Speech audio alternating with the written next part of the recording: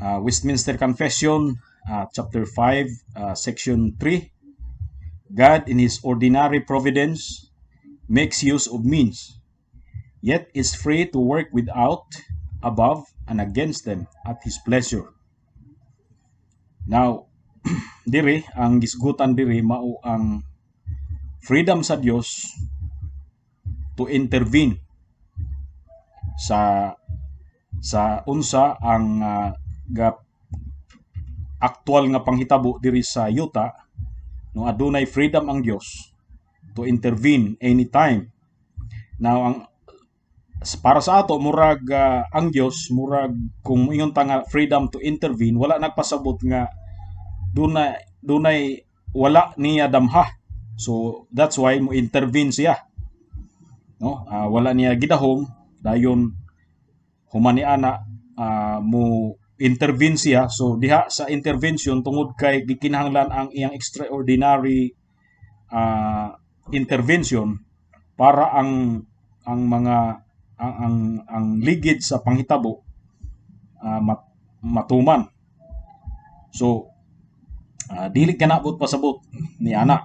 Ang but pasabot nato nga sa dunay ordinary work of providence ang Ginoo gihapoy gahimo ni ana, anyat dunay extraordinary intervention niya sa iyang ordinary nga work of providence. O ang extraordinary intervention sa Dios apil gihapon kana sa iyang program, no, sa giprogram sa Dios sa iyang apil na sa decree, apil na sa providence. So both ang ordinary ug ang extraordinary intervention sa ordinary nga mga events apil na siya sa providensya sa Dios.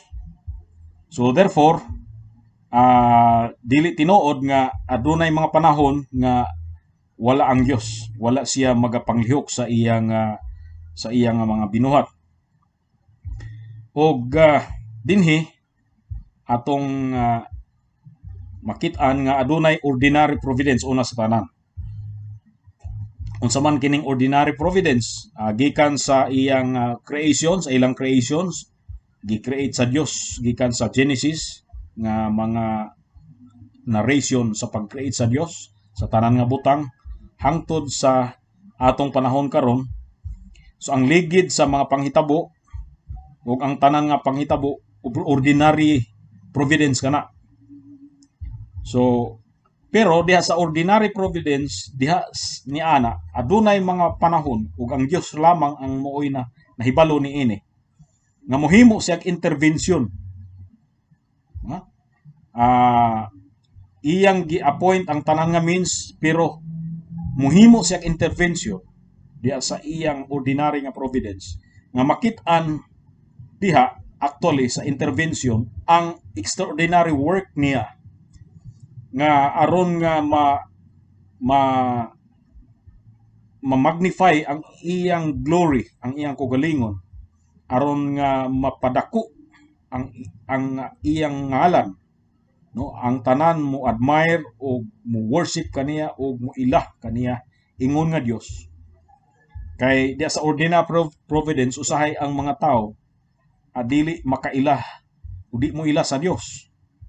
So diha sa extraordinary niya nga work of providence, no, ang extraordinary is he is working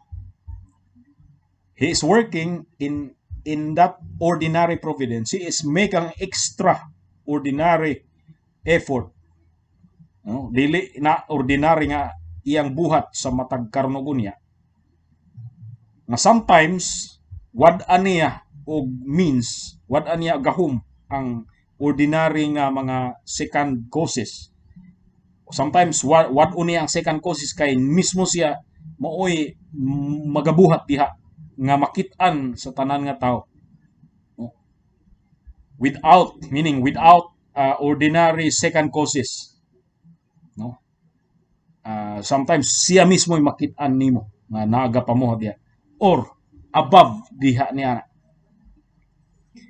Meaning ana nga sometimes dunay second cause o gihimo niya nga means kana pamaagi gihimo niya nga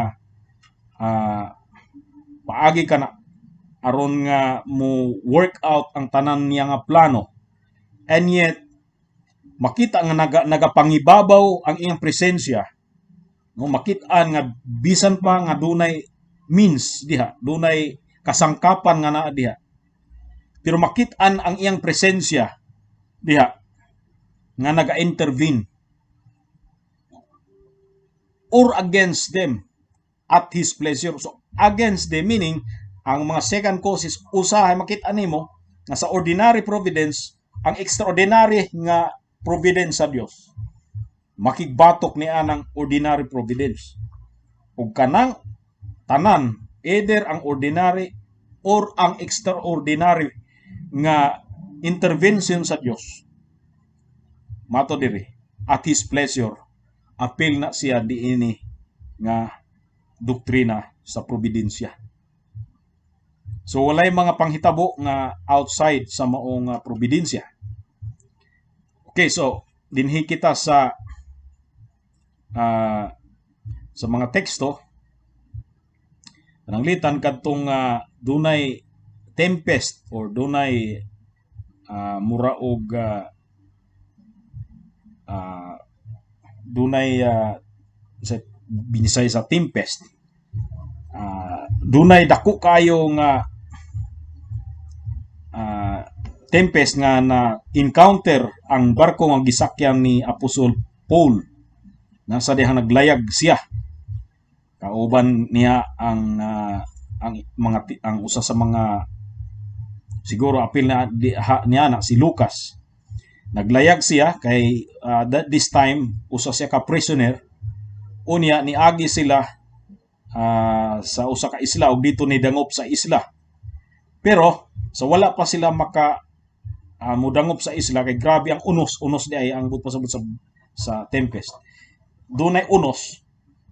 So giingnan niya matud sa Acts 27 verse 31.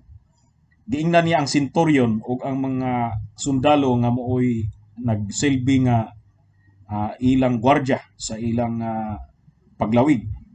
Matud niya, except this abide in the ship, ye cannot be saved. Nasa verse 44, and the rest some on boards and some on broken pieces of the ship. And so it came to pass that they escaped all safe to land. So, kini ang providensya sa Dios ni uyon sa ang iyang providensya, no. Makit-an nimo nga ang Dios mismo pinagi kang Apostol Pablo nagasulti sa mga sundalo nga gawas kung kamo mo pabilin mo diri sa barko nga atong gisakyan, di gyud mo mga luwas kay ang pasabot niya kung mangambak sila mga matay gyud sila. So dapat nga di sila mo ambak gikan sa barko, kinahanglan magpabilin sila sa barko aron nga mga luwas sila sa kamatayon.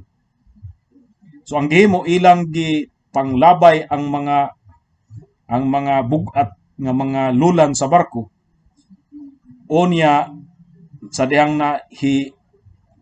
agi sila sa maong isla, no, naghawa sila gikan sa barko ug onya tanan sila safe nga naluwas sila gikan sa kamatayon. So dinhi makita nimo nga adunay second causes nga gigamit ang Dios para nga maluwas ang mga tao, which is ang tambag ni Apostol Paul ug ang aksyon sa mga sundalo sa maong panghitabo. Nga kung what if ang mga sundalo nangambak sa dagat tungod sa ilang kalisang, mga matay sila. Pero of course, gidekri sa Dios sa iyang dekreto nga walay mo ambak, maminaw sila sa tambag ni Apostol Paul. So dinhi ang providensya mao ang lihok sa providensya mao ang tempest, mga unos, pero ang unos ang preservation sa Dios sa kinabuhi sa mga tao nagpabilin sa gihapon. So despite sa unos, makita nimo nga libre ang Dios nga magapamuhat, no? Dunay unos pero adunay intervention ang will sa Ginoo pinaagi kang Apostol Paul nga aron nga dili mga matay ang mga tao. So makita nimo sa Isaiah 55:10 gihapon ug 11. For as the rain cometh down and the snow from heaven and returneth not thither, but watereth the earth and maketh it bring forth and bud, that it may give seed to the sower and bread to the eater, so shall my word be that goeth forth out of my mouth, and it shall not return unto me void, but it shall accomplish which I please, and it shall prosper in the thing whereto I sent it. Okay, so dinhi sa Isayas, magpadala ang Dios og ulan gikan sa langit or snow kaning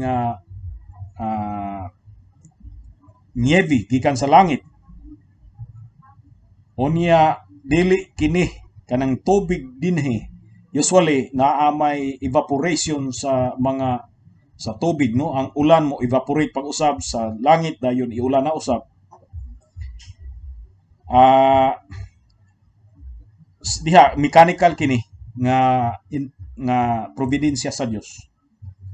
Apan dili kini mo evaporate sa langit kun dili mo pabilin ka kini sa yuta o kini ang hinungdan nga mamunga ang mga tanom, no? Unya makita nimo diri nga bisan sa mechanical nga mga butang, ang Dios gihapon dunay muhimo siya mga exceptions. Nga instead nga mo evaporate ang liquid, mahimong gas ang liquid or mo evaporate ug mahimong ulan, sa iyang providensya dili niya kini dili kini mo evaporate ug hinuon mo pabiling kini sa yuta ug mo adto kini sa lawas sa mga tanom, no? So kana nga mga butang sama ni ana, tanan kini apil sa providensya sa Dios. So dunay mechanical pero mo intervensya sa mechanical nga proseso sa kalihukan diri sa kalibutan. Dayon sa Hosea chapter 2 verse 21. And it shall come to pass in that day, I will hear, saith the Lord, I will hear the heavens, and they shall hear the earth, and the earth shall hear the corn, and the wine, and the oil, and they shall hear Jezreel. So mo gihapon kini dunay mechanical process, kaning ordinary providence. Unya makita nimo unsa ang Dios panahon nga muampo ang mga tao nga muulan, muampo ang mga tao muulan niya, madungog niya ang mga pag-ampo busa mo paulan siya sa yuta. Ug ang maong ulan ang resulta ni ana mao ang pagtubo sa mga tanom, sa mga ubas, sa mga oil, mga lana. So makita nimo ang mechanical nga buhat sa providensya, sa ordinaryo nga providensya.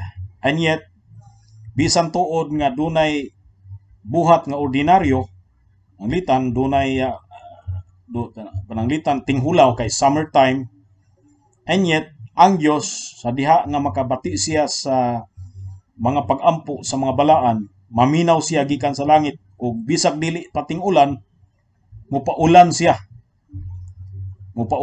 tungod kay ampo ang mga tao, nangayo ang mga tao og ulan. So makita nimo dire nga mo intervene siya sa iyang ordinaryo nga dagan sa providensya. Pero wa nagpasabot nga ang intervention niya is surprise. Mismo siya murag wa niya gidahom nga mo intervene siya. Kay kana nga daan, no? Apil na kanadaan sa iyang plano kaniadto pa. Nga despite sa kana ting init, ting hulaw, nga walay ulan nga mo mubundak sa yuta kay ting init unya walay clouds sa kalangitan o sa skies.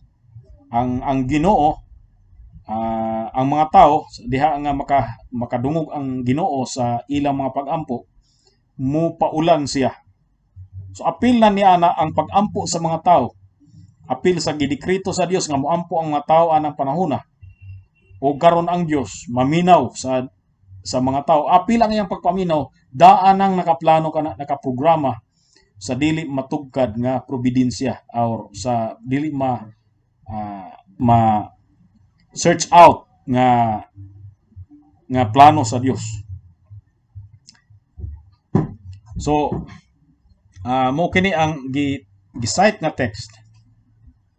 He is free to work without, above, and against those second causes.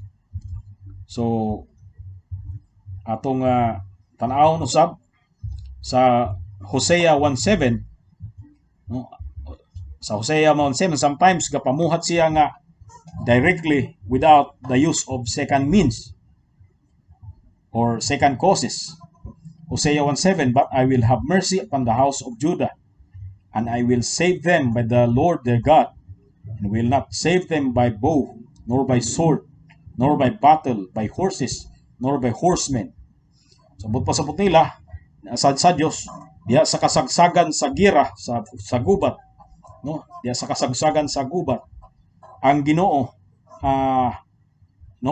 usually muluwas siya sa usa ka gisulong nga katawan pinaagi sa sulab sa pinuti o pinaagi sa mga tao.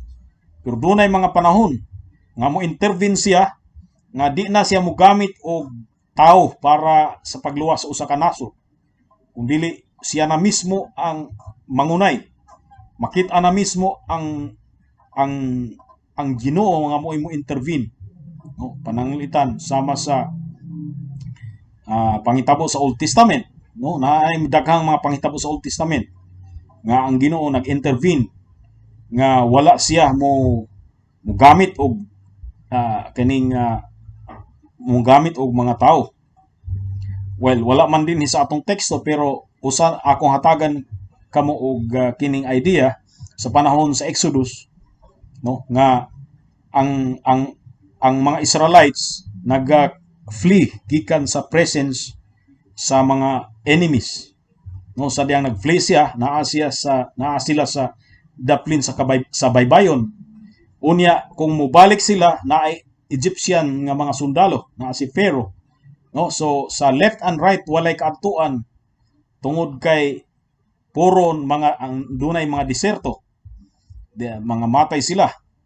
O kung amuabante sila naay dagat.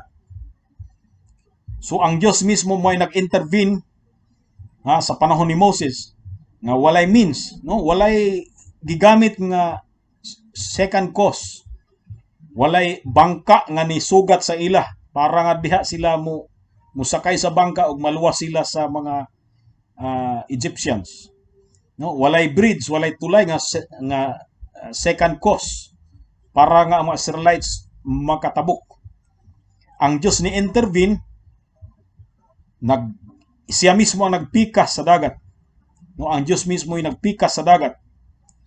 So walay means, walay second cause. Ang Dios mismo ay nangunay pagpikas sa dagat, no. So mauna ang without the means, walay iyang gihimo ang kasangkapan aron nga maka tabok ang mga Israelites. Now sa Matthew chapter 4 verse 4, but he answered and said, it is written, man shall not live by bread alone, but by every word that proceedeth out of the mouth of God. Now muni ang intervention sa Dios, iyang intervention without means. Ang Diyos nag-appoint sa bread sa wine, sa water nga maoy atong nutrients or diha ta mabuhi, maoy naga nurture kanato ang pagkaon nato, nagahatag sa kinabuhi. Mo na iyang gihimong normal or ordinary providence o pamaagi. Pero there are times nga dili na gamiton sa Dios ang bread. Walay bread nga makaluwas sa kinabuhi sa tao, kundili ang direct niya nga istorya. Pag moingon siya kana mabuhi, so mabuhi ang tao without bread. Mo ni meaning diri sa Matthew 4:4 nga panahon man ni nga nag fast si Jesus Christ, unya gitintal siya sa yawa, unya ingon sa yawa, kung anak ka sa Dios, himoa kining bato nga mahisamag pan, mahimong sa pan aron ka mabuhi. So ang implication na pan, pagkaon aron mabuhi, kay kung dili mukaon mamatay sa gutom. Pero ang istorya ni Jesus Christ nga di lang kay diha lang taman ta mabuhi sa ordinary nga second causes. Ang actually ang kinabuhi gyud ultimately naa sa intervention sa Dios. Bisan pa kung wa na kay kaunon, kung mo-intervene ang Dios, nga every word that proceeded out of the mouth of God, diha mismo muingon ang Dios, mabuhi ka. Without bread, mabuhi ka. So meaning ni Christ, bisan pa kung ako di mo kaon sa bread nga mooy maghatag og kinabuhi, kung ang Dios mismo mo ingon nga mabuhi pa ko, dili ko mamatay.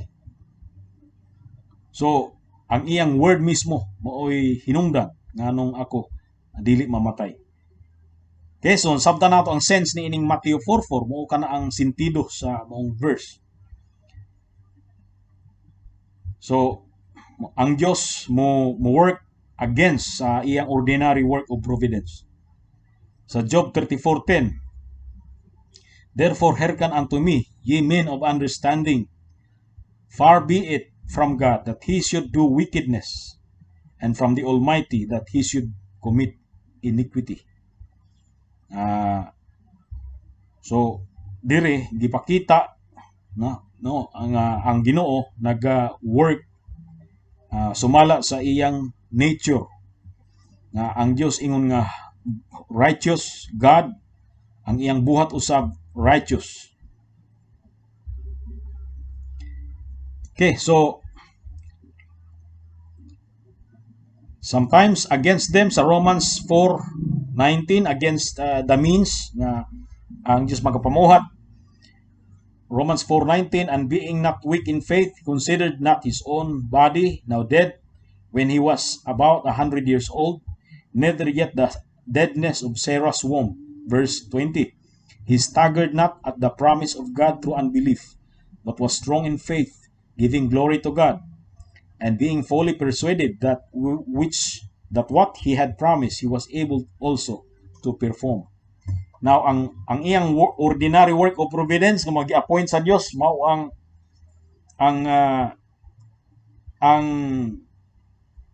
tao nga sama kang Sarah o babae nga sama kang Sarah nag-menopause na sa menopausal age, di na gid manganak, mo ni work ordinarily sa providence. O ingon nga siya mobintaan anyos na 100 years old, no, di na kayo makahatag og binhi sa babae.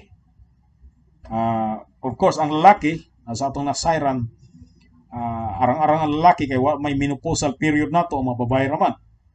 Now si Sarah dunay menopausal, na sa menopausal stage. Patay na ang iyang womb. Di na mo produce og baby si Sarah. Nagawas na niya na, bisan sa batanon pa si Sarah, baog na gyudaan si Sarah, do na gidiferensya ang iyang kaning reproductory organ, no? Nga di siya mabuntis ni Abraham. Nya samot karon nga naa na siya sa menopausal period sa iyang kinabuhi. So kana tanan mo na ordinary work of providence. Now, sa diha nga nag-promise siya og anak, ang Dios nag-promise kang Abraham ug kang Sarah og anak. Unya gipabuntis, no? Sa Dios. Pinaagi kang Abraham si Sarah ug nanganak kang Isaac. Kana intervention kana sa Dios sa ordinary work of providence. So, at the same time, kanang iyang intervention, apil na sa providensya sa Dios. Wala tamo ingon nga sa sinunugdan, wala kana gidahom sa Dios. Planado na kana, plansado sa sinugdan palang daan. So, ang deadness sa womb wala makapugong sa extraordinary work sa Dios sa iyang providensya. No, against siya sa natural nga lihok sa nature, no, against ni kuan siya ni nabuhat against ni anang ordinary work sa nature. Og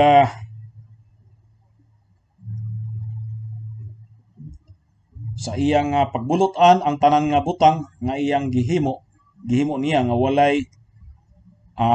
walay nag-influence niya na kaniya. Sometimes og daghang panahon against, of course, Kings chapter 6 verse 6. And the man of God said, where fell it? And he showed him the place. And he cut down a stick and cast it in thither, and the iron did swim. Na istorya kini kang Eliseo, no? Si Eliseo, si Elisha. Kini si Elisha, no, nagapamuhat og mga milagro sa iyang panahon. Nahitabo nga dunay mga sons of the prophet, kanang mga anak sa mga propeta nga ginatudloan siguro siya og sumala sa mga Bible scholars. Kining sons of the prophets, murag seminarista kung sa ato pa karon. Mga tao kini nga nagakat-on sa word of God gikan mismo sa kang Elisha. Unya usa niya ara ka panahon nagapamugha sila, no? Nagapamugha sila. Og unya nahagbong ang axe dito sa tubig. Now ang atsa o sa amo diri nga sinultian hatsa, iron man kini, kining bakal man kining hatsa, ulo sa hatsa. So ang nahitabo ni ana, nalagpot ang ulo sa hatsa didto sa katubigan, no, sa iyang pagpamugha. Dayon giingnan ang kanang nagbugha giingnan ni Elisha. Asa man hagbong, gitudlo niya ang lugar nga nahagbungan sa atsa. So nagputol siya og kaning sanga sa kahoy, unya iyang gilabay dito sa lugar nga nahagbungan sa atsa. Matod diri sa Bible, and the iron did swim. Kadtong atsa nilutaw. Kuya no, mulutaw ning bakal. So now kinsa man ang gapalutaw niya, ang nature, no, ang law of gravity, ang tanan nga butang mo kuang gyud mahagbong sa ubos ug bisan pag moabot sa usa ka tubig ang usa ka iron kay tungod sa gravity maunlod yun ang iron. Pero dire nagapamuhat ang Dios against sa law of gravity, no, against sa nature, against sa iyang ordinary work of providence nga gipalutaw ang atsa, no. Usa sa mga sa New Testament, usa pod sa mga makit-an nato nga kining gapamuhat mismo ang Dios sa against sa ordinary work of providence. Unang-una, si Jesus Christ gidefine ni ang gravity sa iyang pagkayap, no. dunay panahon nga mo lapos lang siya sa bungbong si Jesus Christ. Panahon after si resurrection, kalit lang mawala siya. So ang ordinaryo nga providensya, mo work sa providence nga basta ang usa ka matter mo resist gyud na sa lain nga matter. Pero dire ang lawas ni Jesus Christ nga composing sa bukog ug sa unod sa dugo, no, mulapos sa bungbong. So ang Dios magapamuhat, no, mo intervene siya nga ang mismo ang ordinaryo nga natural nga phenomenon dili na mo work sa iyang extraordinary providence. Sa Daniel 3:27, and the princes, governors, and captains, and the king's counselors, being gathered together, saw these men, upon whose bodies the fire had no power, nor was an hair of their head singed, neither were their coats changed, nor the smell of fire had passed on them.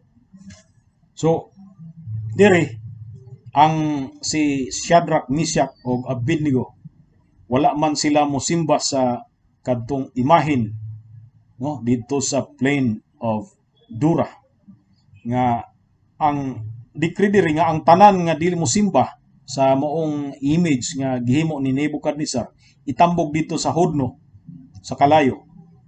Ug mauman nga nahitabo kini nga wala man mo simba ang tulo ka mga young Hebrew, o gitambog sila dito. Now ang ordinary nga nature, ang ordinary work of nature, which is ang providensya nga ordinaryo, musunog man gyud ang kalayo sa tanan nga mahianha ni hana mulamoy gyud kini. Pero ang nahitabo katong tulo ka mga young Hebrew children, wala gyud masunog sila, wa gani masunog ilang disti. So ang Dios nagapamuhat against the ordinary work of nature or providence. So, makita nimo diri nga against, doon ay mga panahon nga he is working against his ordained nga ordinary work of nature or providence. Okay, so muna ang atong nakita nga intervention sa Dios. O ang tanan sumala at his pleasure. Siya ra ang nahibalo og siya lang ang iya lang kaugalingon nga pleasure maoy matuman. Og di na nato i-abante diri ta sa section 3 sa chapter 5 sa Westminster Confession of Faith, tungod kay mas dako-dako nga section kining section number 4. So tama lang ta sa number 3. Basig na ay inyong mga question.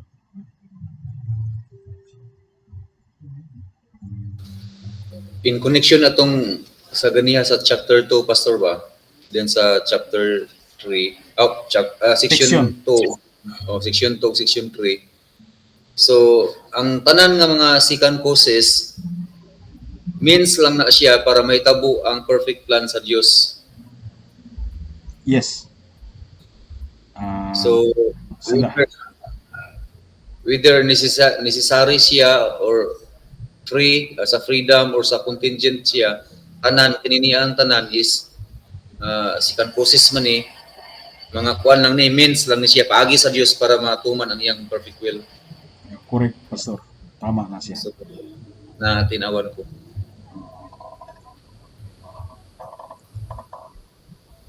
Pero idugang nako nga ga-work siya ani nga means pero naapod siya diha sa maong paggamit niya sa means. Active ang iyang presence. So, ingon man gud Pastor kining God in His ordinary providence. So, na ordinary providence na po'y extraordinary. Napa extraordinary. Yes. extraordinary gumikan kay dili na siya maoy kasagaran nga buhat sa Dios. Kato na ning mo kuan na mo. Kato na mo against na siya sa nature, kumbaga. Yes. Yes. Diri ang providence implicitly dunay meaning, dunay synonymous nga meaning niya. Nga ang meaning sa providence, ordinary providence meaning nature. Wala man kayo gisulti diri pero ang nature murag synonymous ang providence sa nature. Natural ba nga lihok sa tanan nga mga kabuhatan o kinaihan nga nagapalibot og tanan nga nagapalibot kanato. So ang ordinary providence dunay overlap ang meaning niini sa kinaiyahan.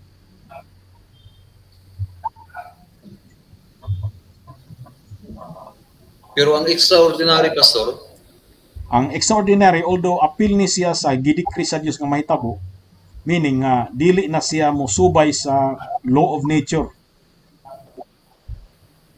sa balaod sa kinaiyahan. Halimbawa, law of nature sa gravity, ang tanan nga butang dunay weight mo unload or mo mahagbong, iya na nga batukan nga instead nga mahagbong modify siya gravity. Or ang work of nature is di na manganak ang babae nga nasa menopausal stage, mo work siya against ni ana nga law of nature.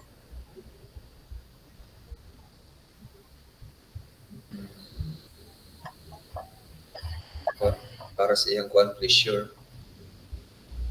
Okay, salamat sa inyo og kung wala nay or kung napay pangutana. Wala na. Okay, kung wala nay pangutana akong gihangyo si mo adto ko sa kasal karon, naay kasal. Nagi-live man nila sa Facebook, so akong tambungan lang usa. So akong gihangyo si Pastor Aldin para sa closing prayer. Sige, magkamputan.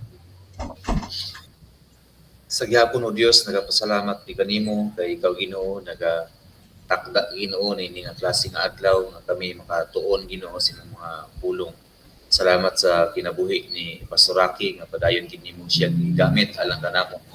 Padayon ka Ginoo magapanalangin sa iyang pamilya, maga-sustain ka sa kinahanglan tanan o Dios. Ug bisan pa man kanamo Ginoo nga iyang mga estudyante, padayon ko nagampo nga ikaw Ginoo magadasit kanamo sa pagtuon gyud nining klase nga makamatuoran. Ug imo Ginoo ihatag Ginoo ang lamdag matag sa kanamo aron Ginoo nga among hingpit nga masabtan o Dios ang mga pagtulon-an nga angay namo Ginoo God nga among katunan. Ug i-bless Ginoo God ang among temporaryo nga pagbulag-bulag bisan tuod nga nami sa lagyo nga dapit, but Lord dili ni wala ni nahimong babag kanamo para makatun kami Ginoo sa imong mga pulong. O nagampo ko Ginoo nga ang panalangin Ginoo kalinaw o kalipay imo Ginoo ibabalon sa mga kinabuhi. Kalaygon ka sa walang katapusan. Ang gitugyan gisalig kay kanimong tanan pinagi sa ngalan ni Jesus ang Ginoo manluluwas. Amen. So, Happy New Year sa inyo. Ug magkita ta next week. Sa sunod tuig magkita ta. Sige Lord willing. Pastor. Kumusta na lang ko diha, Pastor? Mga kaigsunan. Sige Pastor. Bye-bye.